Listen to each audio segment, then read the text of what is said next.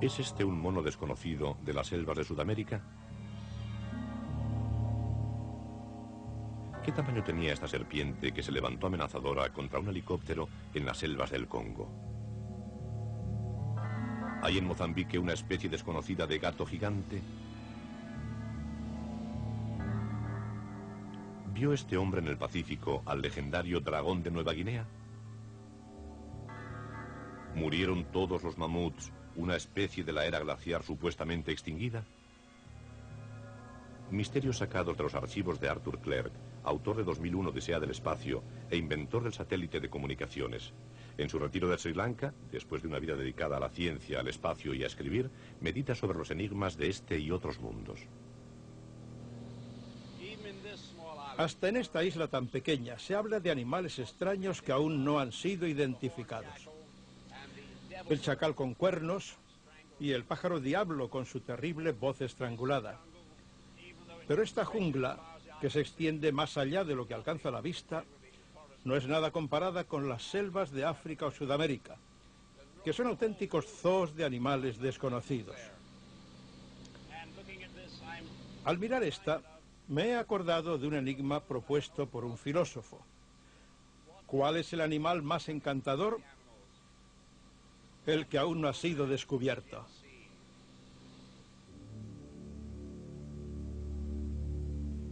Misterios del mundo, por Arthur C. Clarke.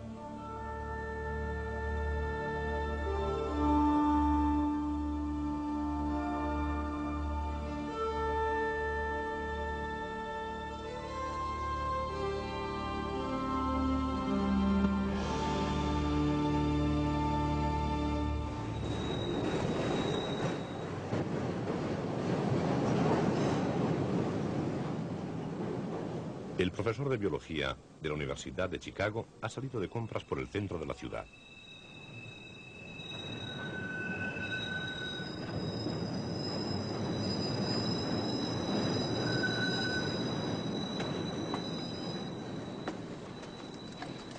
¿Qué es todo eso que lleva ahí? Un machete, una mochila para la selva, medicinas para los trópicos, equipo de pesca. ¿A dónde va con todo eso? No se lo va a creer. Nos vamos a África a buscar dinosaurios. El profesor Roy McCall y su colega, el explorador James Powell, van al Congo porque piensan por los informes que poseen que allí viven dinosaurios o algunos animales que se les parecen mucho. Describen a este animal con el tamaño de un elefante, o al menos con el de un hipopótamo. La cabeza, cuello y cola muy largos. Pies de hipopótamo con 3 garras en cada uno. Ningún animal vivo que conozcamos coincide con esta descripción. El que más se acerca, por extraño que pueda parecer, es un dinosaurio, especie extinguida hace 65 o 70 millones de años. Su parecido es casi perfecto con ciertos tipos de dinosaurios, particularmente por las 3 garras de las patas. Casi es la marca comercial de ciertos dinosaurios de cuello largo. Me interesé por este asunto en 1976, cuando obtuve una beca de un club de exploradores de Nueva York para estudiar los cocodrilos de las selvas de Gabón, país situado al oeste del Congo. Cuando leí esos informes, decidí investigar por mí mismo entre las tribus de Gabón para ver si coincidían los resultados. Hice una encuesta presentando imágenes de animales. Lo primero les presenté animales que son corrientes en sus selvas. Un elefante, un gorila, un leopardo. Estos animales habitan allí y los conocen. Entonces les presenté una imagen de control de la encuesta. Era la de un oso. En África, por lo que conocemos, no hay osos. Yo les pregunté, ¿conocéis este animal? Ellos respondieron, no, nunca lo hemos visto. Este animal no vive aquí. Luego les enseñé la imagen de este Gaploticus que encontré en un texto escolar sobre los dinosaurios. Pregunté, ¿conocéis este animal? Esta pregunta la hice en varios pueblos diferentes, de grupos culturales diferentes, por lo menos de 2 culturas distintas. Las respuestas fueron, es el yamala, conocemos a ese animal, vive en los lagos profundos en medio de la selva. Con unas pruebas tan fuertes sobre la posibilidad de que viviera en el Congo un dinosaurio, encontré motivos suficientes para abandonar Chicago, sus brillantes luces, y marchar al Congo. Impulsada por estos motivos, la expedición de Chicago al Congo sale hacia una aventura desconocida en 1980. Ya que todo funciona, James, me voy a probar el sombrero contra los mosquitos. No sé si me quitará de encima los mosquitos, pero voy a probar si me libra de los copos de nieve. Me da mucho calor, pero no siento los copos. Creo que será eficaz contra los mosquitos.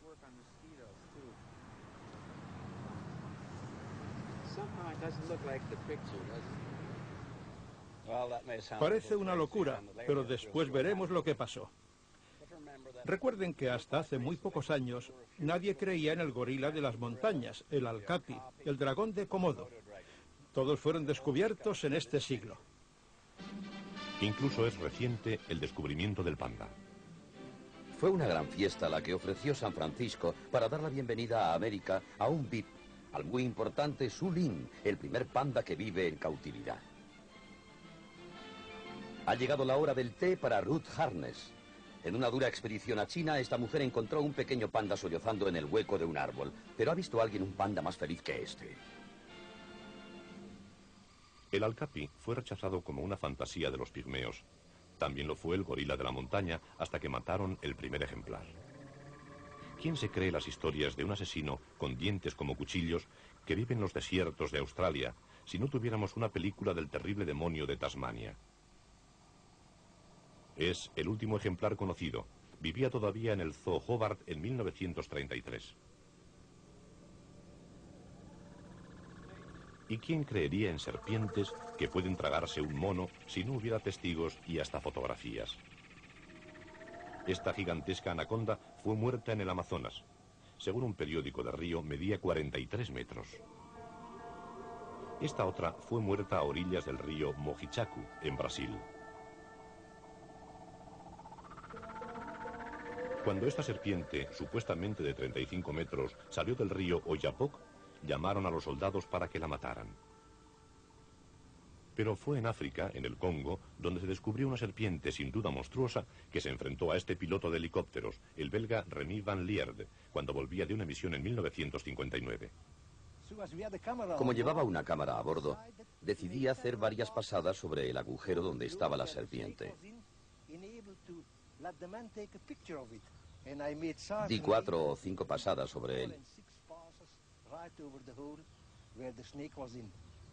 Llevaba pilotando 25 años y tenía mucha experiencia en medir cosas desde el aire.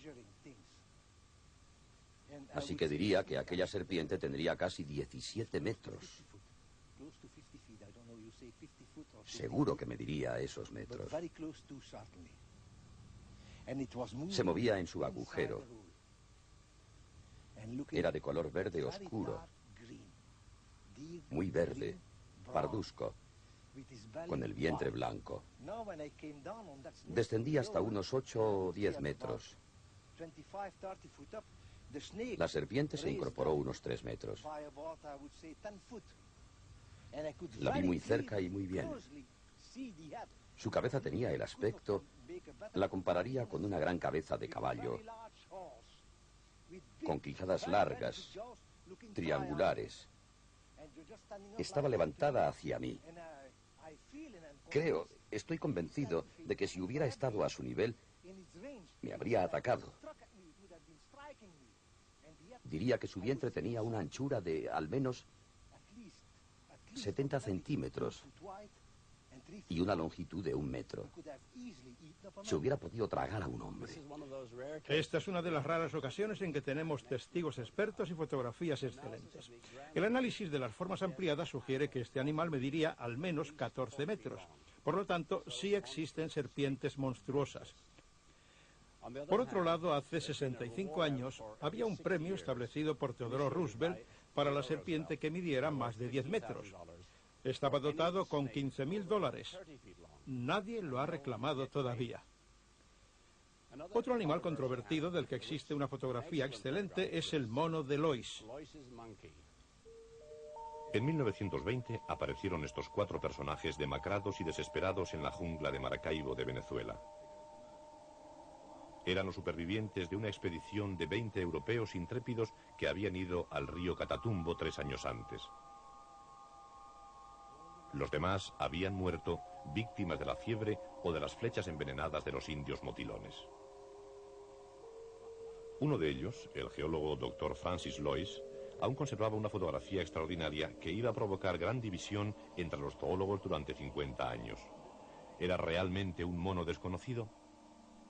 Sí, dijo Georges Montandon, el más prestigioso zoólogo francés. Lo bautizó con el nombre de antropoide americano Lois, el mono Lois, aunque no se conocía ningún mono en América. Su encarnizado rival, al otro lado del canal, Sir Arthur Keith, miembro de la Real Sociedad, denunció sin embargo la noticia, calificándola de patraña absurda.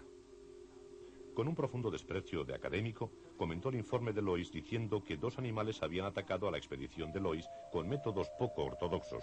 Los animales habían defecado en la mano y habían arrojado el producto contra sus enemigos. Dijo Sir Arthur, ese mono es sencillamente el mono araña sudamericano, pero con la cola cortada o escondida. El doctor Montandon no se dejó intimidar y le pidió a un primo suyo, que trabajaba en la Standard Oil de Tulsa, en Oklahoma, que le enviara un contenedor igual al de la fotografía. Sobre el contenedor puso Montandon un mono araña de estatura media y después un francés de estatura normal.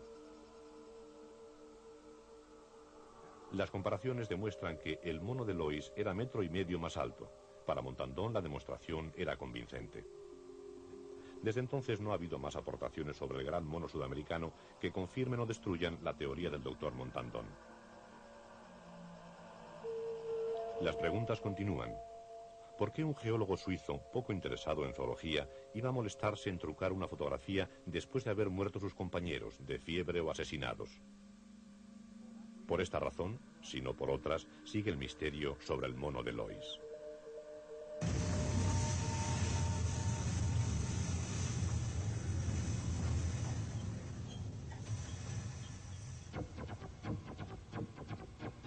El enigma del gato onza real ha obsesionado durante 50 años a los cazadores blancos de Sudáfrica. Ahora parece estar cerca la solución. Paul y Lena Bottrail vendieron todo lo que tenían, incluso su casa, para ir en busca de un animal legendario, feroz, con rayas en su piel, parecido a un tigre y que convive con los onza. El onza normal es conocido desde hace 5000 años. Siempre ha sido igual. El Kubla Khan tenía 1000 en sus jaulas y se han hecho pinturas y se han decorado paredes con ellos. Todos los gatos onzas que conocemos son moteados. Se usan para la caza y durante 5000 años no ha habido entre ellos diferencias. Pero de repente, en los últimos 50 años, nos encontramos con un gato onza que tiene la piel rayada y es completamente diferente. Aquí tenemos unas 26 pieles. Se nota que todas son absolutamente iguales. Raya aquí y la parte final anillada, igual que el tigre, que es un gato con rayas en la piel. Los Bottrail alquilaron un globo para observar silenciosamente sobre la maleza hasta que en la frontera con Mozambique dieron con su presa. Por fin, en Kruger Park, encontramos un gato onza real, vivo. Llevaba aquí un montón de años sin ser visto por nadie. No había sido fotografiado ni filmado. Esta es la única película de onza real de piel rayada. Aquí se le ve corriendo con onzas moteados.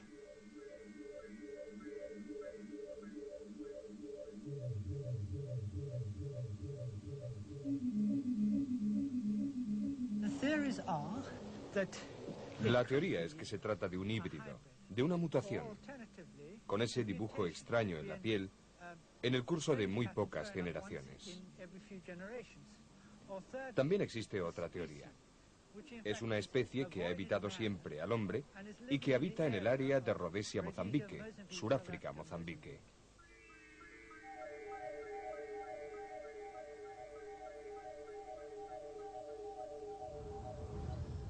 A lo mejor hemos encontrado una especie diferente, no lo sabemos.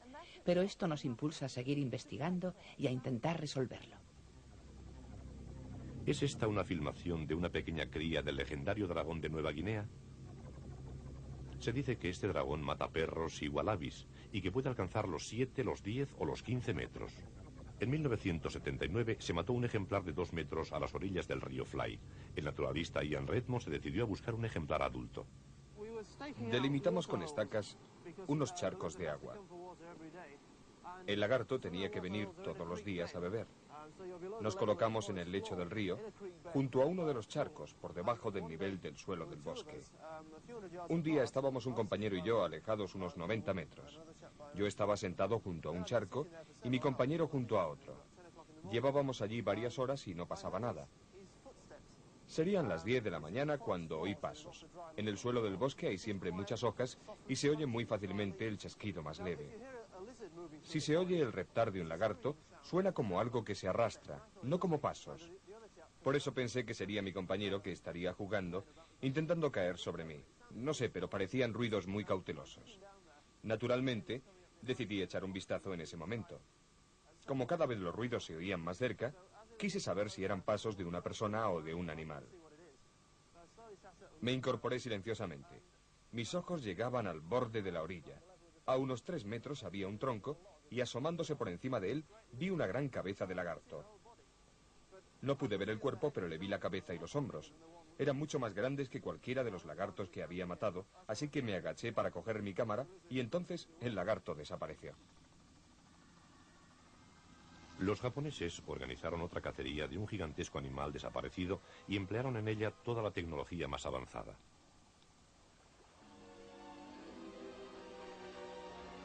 El lugar elegido fue Fiordland, en el lejano sudoeste de Nueva Zelanda. Buscaban el pájaro más grande que ha existido, el moa, de 4 metros de altura.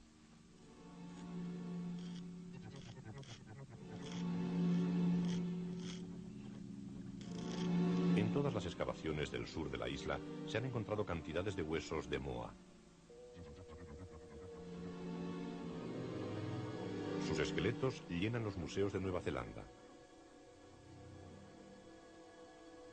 El moa fue visto con certeza por última vez en 1860 y una testigo, Alice Mackenzie, relataba que había visto uno en la bahía de Martín en 1883. Me acerqué cada vez más hasta que me senté en la arena detrás de él. Era de color azulado, de un azul difuminado.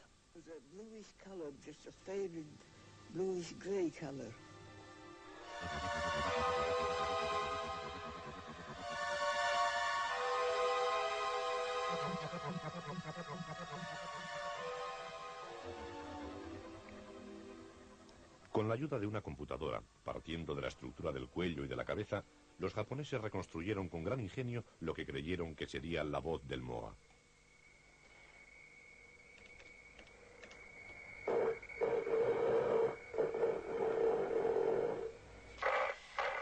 La grabaron en una cinta y se internaron en la selva, esperando encontrar una respuesta al reclamo, pero con el temor de encontrarse con un pájaro que podía partir en dos con su pico el cráneo de un hombre o aplastarlo con sus garras.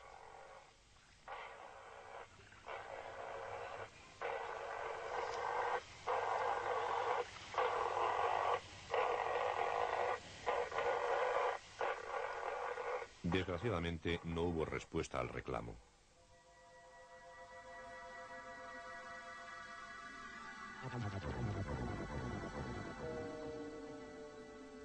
La historia más impresionante de animales perdidos nos viene de las regiones de Siberia.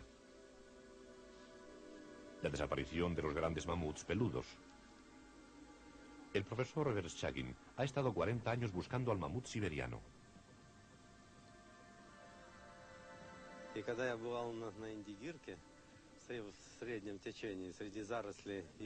Estaba acampado a orillas del río Gerka, en Yakutia, y me parecía que por la densa espesura podría asomarse a un claro del valle la cabeza de un mamut con su cuerpo cubierto de pelo.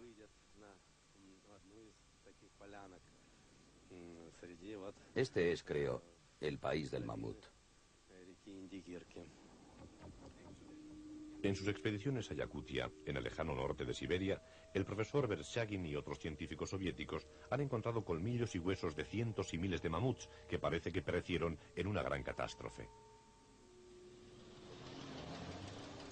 En Leningrado, el profesor tiene uno de los ejemplares que de vez en cuando emerge de los hielos de la tundra. Un mamut completo conservado en perfectas condiciones durante 10.000 años. Este es el de Berezovka, por el sitio en que se encontró. Debió de caer en un precipicio y se asfixió.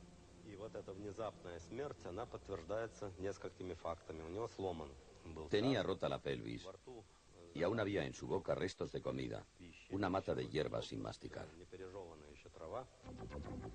Siempre ha habido rumores de que en Siberia aún vivían mamuts. En 1977, unos mineros siberianos encontraron una cría de mamut en perfectas condiciones. Con gran entusiasmo la llevaron al Museo de Leningrado. Pero el profesor Vereshchagin está seguro de que murió por lo menos hace 10.000 años. A la madre la mataron probablemente unos cazadores. La cría está herida por espada en la pata derecha. Logró escaparse, pero murió de inanición. El descubrimiento de la cría de mamut ha suscitado una posibilidad aún más exótica que la idea de que existan todavía mamuts vivos. A los pocos días de encontrarse el mamut, llegaron científicos rusos para coger células congeladas y hacer clones, es decir, reproducir genéticamente un mamut vivo a partir de las células muertas, pero conservadas durante 10.000 años.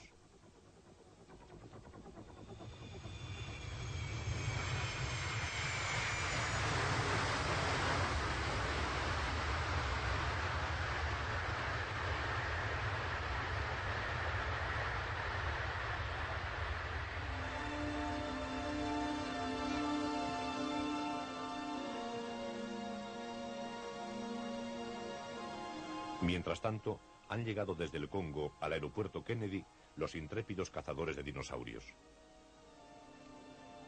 La expedición al Congo ha sido la más dura que he hecho en mi vida, pero ha merecido la pena. Ha sido a la vez la mejor y la peor expedición que he hecho. Ha sido la peor por las dificultades que hemos tenido y la mejor por los resultados tan emocionantes que siempre se obtienen en África. Recuerdo nuestras caminatas por el barro. No llegaba el fango hasta los tobillos y a veces hasta la cintura. Recuerdo que cada hora y media nos sentíamos exhaustos, sin poder respirar aire fresco. No podíamos dar un paso. Íbamos en busca de gente que hubiera visto al animal y partíamos de cero en una zona donde se concentraban estos testigos. Empleábamos la técnica que podíamos para llegar al interior de la selva, donde supuestamente están esos animales. Nos dijeron que en el año 1950 habían penetrado en el lago Teli 3 o posiblemente 2 de estos animales, dificultando las labores de pesca de los pigmeos. Los pigmeos habían decidido tapar con estacas la entrada del lago. Esto impidió a los animales penetrar en el interior del lago, y además los pigmeos alancearon a uno que intentaba pasar entre las estacas.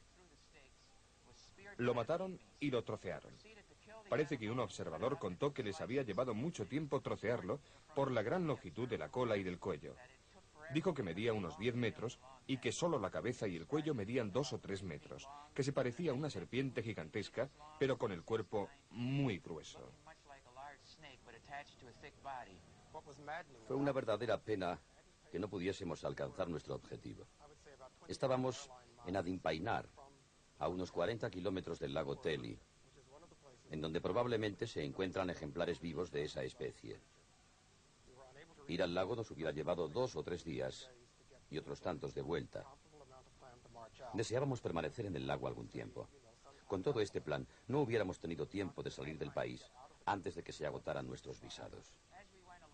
Conforme avanzábamos y reuníamos información, llegamos al convencimiento cada vez más profundo de que buscábamos un animal, quizá extinguido en un pasado muy cercano, pero un animal muy real.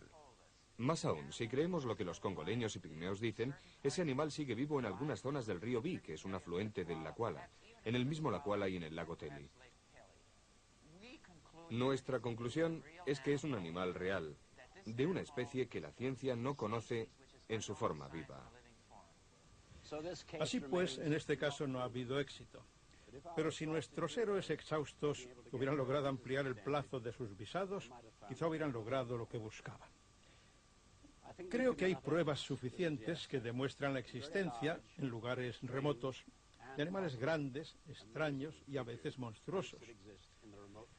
Pero mientras estén protegidos por la jungla, los pantanos y la burocracia de varios países africanos, es difícil que sean detectados en un futuro próximo.